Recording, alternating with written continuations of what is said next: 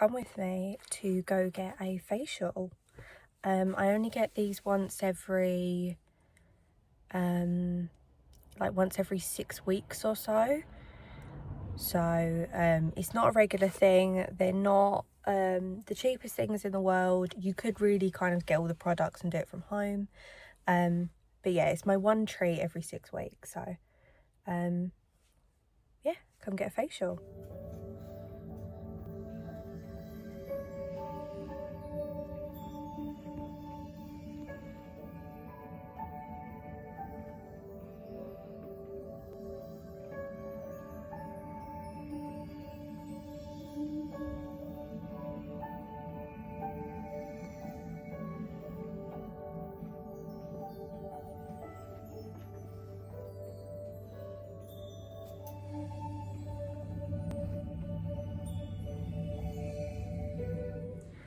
So I was waiting to get in because it's a bit noisy and bumpy in my car. So this, I'm being brave. I think a lot of people wouldn't, after a facial, not only post their picture but then put it on the internet.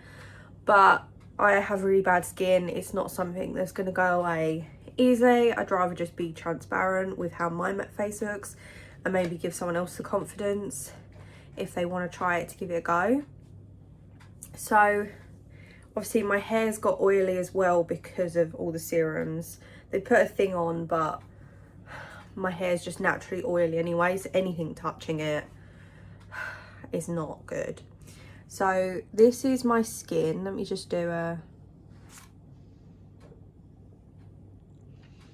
So I definitely have worse areas. I had some acne come down my neck a couple of months ago, and I'm still suffering from it. So there's no actual like physical, when you touch it there's no bumps, but obviously there's some redness. I'm one of those people that if I have a spot and I'm really good and I don't pick it, I just kind of let it do its own thing, and then usually it'll kind of go on its own. But I always end up getting a mark from any spots I've had. So this is not a spot, there's nothing there. When you touch it, there's nothing. But when you look, obviously it's either still under the skin or it's... So this one is the only one that's like a proper spot that's been recent. I do have... I already forgotten the name of it.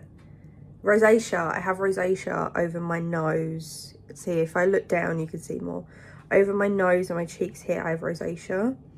I kind of have a bit up here, a little bit on my chin. I have taken cream for it. The cream in my opinion didn't help me. There is other creams to try, but it's not cheap because I tried going through my doctor and there was just like a really long waiting list, so I went privately, had a consultation, got confirmed I have rosacea, and then pay for the cream, and I can't afford that all the time. So the cream itself I tried for weeks and weeks and it just didn't, it ended up drying my skin out even worse, like making this like even more patchy, really dry and itchy. I couldn't put makeup on top of it. So yeah, that's part of the reason like I wanted to start filming again, but waited till December because my skin was also really bad. And then I have like very thin skin, so you can kind of see like you can see really badly my under eyes. You can see how tired I've been. And you can kind of see like veins. You can see where there are actual like, where my freckles are. I wouldn't say freckles, maybe like, they're not moles either. I don't know what else to call them. They're not exactly freckles, but they're not exactly moles. They're somewhere in between. And I do actually have quite a few on my face, but you're never going to see them because I have to put 10 ton of foundation to cover the redness. I don't have to, but I'd prefer. So yeah, that's me after a facial. I would say it's the microdermabrasion. They use a machine to suck all the gunk out, which I really like. It feels really refreshing. afterwards. I feel really good. So yeah, I'm gonna make my cup of tea that's sitting right there. I'll make my cup of tea and get on with the rest of the day. If you watched my Christmas vlogs, I talked about my favourite mac and cheese to my nan. This is the one. This is Tesco's Finest mac and 4 cheese, and this is honestly my favourite mac and cheese. I've had a lot, and yeah, I just thought I'd quickly show you.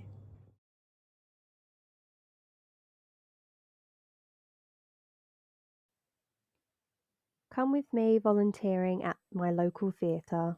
This is the green room where I spend most of my time. This is also where we keep quite a lot of props during the show run. A lot of these props are from the previous show and it's been left in a bit of disrepair, so I had to do a little bit of cleaning. Here I am, quite pleased with myself with the now very clean green room.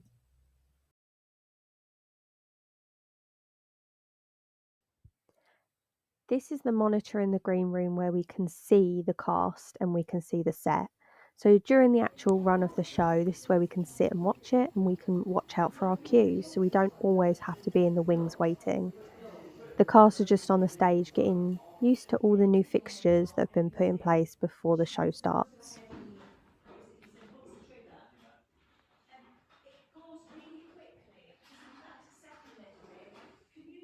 Yesterday you said it was Finland and a bit of Russia. Have you found that bit? No, this bit is a small bit. It's a bit between the mountain and the sea. Now, what small bit between the mountain and the sea? It's jigsaw. That jigsaw be buggered. It's one of Tom Shelton's old ones, John Daniel. Famous it is, a picture of the world from space. Oh, very good. Will everyone keep their eyes peeled for it? Of course we will. Eyes on stalks, Patty, eyes on stalks. Oh, more trinkets. Oh, I've been keeping them safe so we know where they are when the time comes. Hi. So, it's been a couple of days since I've done theatre. I've put in some clips that you've probably just seen and potentially done a little voiceover for, but I thought I'd just do a quick check-in now. So, as I decide to do that, my dog decides to... Timings. So it's cold currently in the UK. We've got highs of like 1 degree right now, but no snow, sadly. I might put in a little clip where it started to snow, but by the morning it had defrosted. So it's a little bit sad, but it does mean that we can get around, because for some reason in the UK, everything seems to go to standstill when it does snow, which you'd think we'd have it sorted by now over the years, but no, it's one of the biggest things that I think we struggle with when the weather changed so drastically. But I wanted to check in because I'm just about to start watching Buffy the Vampire Slayer. Obviously, I'm very, very, very late to the party. I've been late to the party on quite a few big TV shows. But growing up, I never really was one for TV shows. I was more for films. So I've watched like all the classics and loads of different genres of films. But TV shows is definitely my weak spot.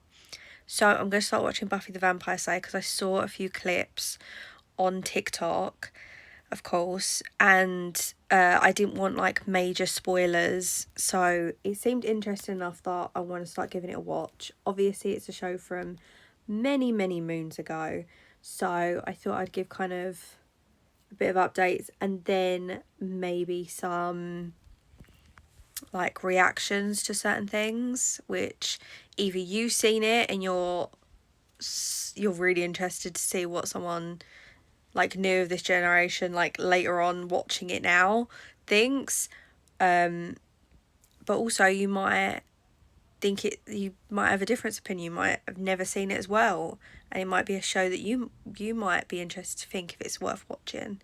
So yeah, I'm going to start watching that and give you maybe a bit of commentary. We'll see how it goes. Hey, so it is a few days later from my last video. When I say last video, the last clip that I've put in this video. I've been doing the theatre each evening, and we've got into a good routine now that most of everything I do is at the start of the show. So rather than usually, what I do is I stay right till the end and pretty much reset everything at the end of the show. In this show, I do everything that I need to do on and off stage within the first 20 minutes. So with that in mind, I don't want to sit around for an hour and a half doing nothing. I think it would feel differently if it was summer and I had the kind of the doors open and everything. It gets really cold in the green room. I showed a clip of it, but there's no heating in there. And what it means is, it just means that I'm freezing to death in that room. I've put on 5-6 layers. Nothing seems to combat the cold. And the thing is, when I'm backstage, I have to be all in black. So that obviously, if for any reason I'm doing something I've got to run across, I'm not really as noticeable. If I was wearing like bright pink, obviously, it's going to take away from the show itself. So I only have so many things in black. I do love black, but they're more like going out or something outfits. I don't tend to always get black jumpers. I don't always find black jumpers, to be honest, like decent black jumpers. I have a few hoodies, but the problem is the hoodies all have like writing or stuff on. So basically, what I'm trying to say is I do everything at the start of the show. I already got on a tangent. I do everything at the start of the show, and that means that I basically just don't want to sit around in a cold room for multiple hours. And if it's summer, I might feel a bit different, but at the moment, I'd be leaving at like 9:30 at night. In the UK, it is dark and miserable right now. It is freezing cold, and honestly, I'm just not built for it.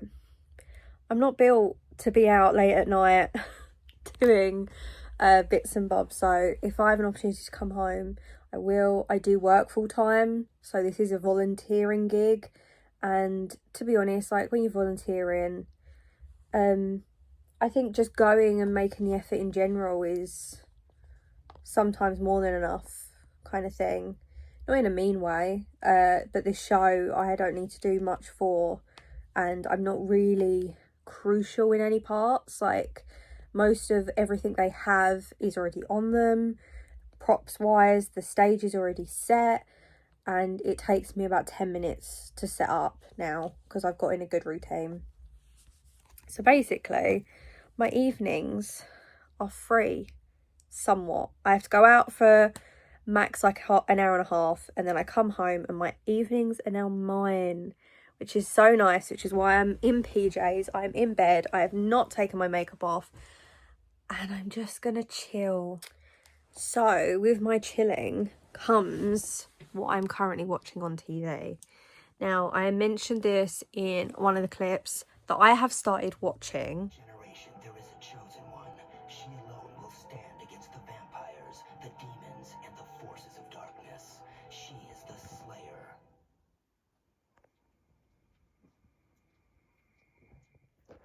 Buffy the Vampire Slayer.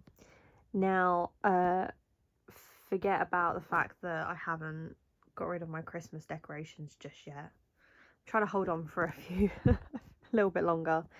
But I'm currently on season 1, episode 8. So I've just started and I'm starting to feel the vibe of the show. I just love that this show was done in the late 90s, early 2000s. I absolutely love it. I also love the fact that when I was watching, I was thinking, why did this pass me by? Like, why didn't I watch this show? I could see how it was so popular at the time. And I realised it's because it came out in 1997. I was born in 1997. That is why it passed me by. So by the time I was watching like more I would say this is like a teenage show. This is a show I feel like I would have watched when I was like 14, 15 and absolutely loved. But by the time I was watching stuff at 14, 15, I ain't gonna lie, I was watching Twilight. If I was gonna watch anything vampire related, it's gonna be Twilight. I think I was younger than that actually when that came out, but that was the kind of extent of fictional I watched, which is crazy when I think about it now. When I think about it now, I didn't watch any fantasy. I didn't watch anything to do with like Marvel, X-Men, anything like that. I didn't watch until like I was like 19, 20. And there's nothing wrong with that, and it's not everyone's cup of tea. I just was never really interested. I didn't think it would interest me, and it was one of those things of like I watched Twilight because like everyone watched Twilight, and it was one of those things like I didn't want to miss out on that. Same with Hunger Games. Hunger Games was actually if you've watched my other videos, you might have picked up on somewhere else, but if you don't already know, Hunger Games was the first book series I ever read. It was what I was struggling in school, and my teacher was trying to get me into reading because they thought it'd help my vocabulary, and they suggested Hunger Games, and this was prior to the first film coming out. So I got to read the series in such a big franchise right as all the films were coming out. I think I read it when I think the first one had already come out in cinemas, and then I think the second one was getting done or just had been released as well. So I was able to be like fully immensely in the story, and I fell in love with the books, and I realised I actually really love reading, and that's how I realised I have an imaginative brain. So everyone's different. Some people can't visualise. I feel like I should prop you up. I feel bad because I'm talking way more than I thought I would be, and I'm probably shaking the screen way too much. So how's that? I've got a bit of Buffy and a bit of a bit of Christmas. So I know everyone has different kinds of brains, and what I mean by that is some people I don't know the name of it, so I'm very sorry if you do have it and you're shouting at the screen, but the part of the brain they can't imagine, like they know what something is. If you say a house, they know what a house is, but they can't visualize it. I have a very annoying sometimes imaginative brain. If you say any scenario, pretty much anything, even if it's like unfathomable, like I'm riding a T-Rex sized duck, I can picture that. I can picture it right now in my brain. I can see it. So when obviously in school when people are making like rude or crude jokes, I can picture that kind of stuff. Oh, that's my dogs. I'm going to take that off in case something else, my family photos are on there, so I'm going to take that off. So I have quite a good imagination. I didn't know this. I always had vivid dreams, and I thought it kind of just ended there. But when I started reading when I was like 14, 15, I realised that everything I read I could really imagine, and I started getting engulfed in the beauty of writing and the world it took me to. So I understand how some people, if they can't picture things, it's very hard to read things. My partner, for example, he can imagine things, however he does not have the attention span to wait things out in a book, and you need to have that kind of a bit of dedicated focus when you're reading them pages. And for me, I've always been quite content sitting, quite content just being in one place, being calm, being relaxed. So to find reading is basically just been a massive godsend, and it's helped me imagine things better. I don't remember why now I was talking about this, and me probably editing this is stressing the fuck out about all the tangents I'm going down.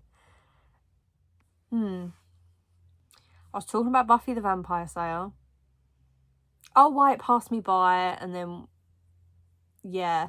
So by the time I actually started watching, I always read fiction, but I read romance. I read the classics.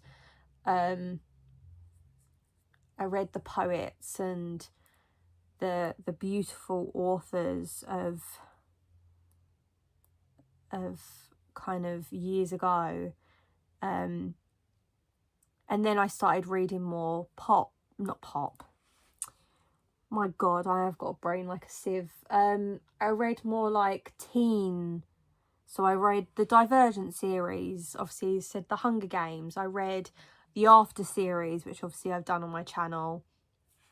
I read, oh my God, what else have I read?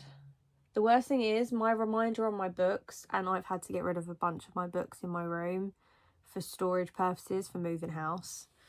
Like I read If I Stay, like Jojo Moyes' books.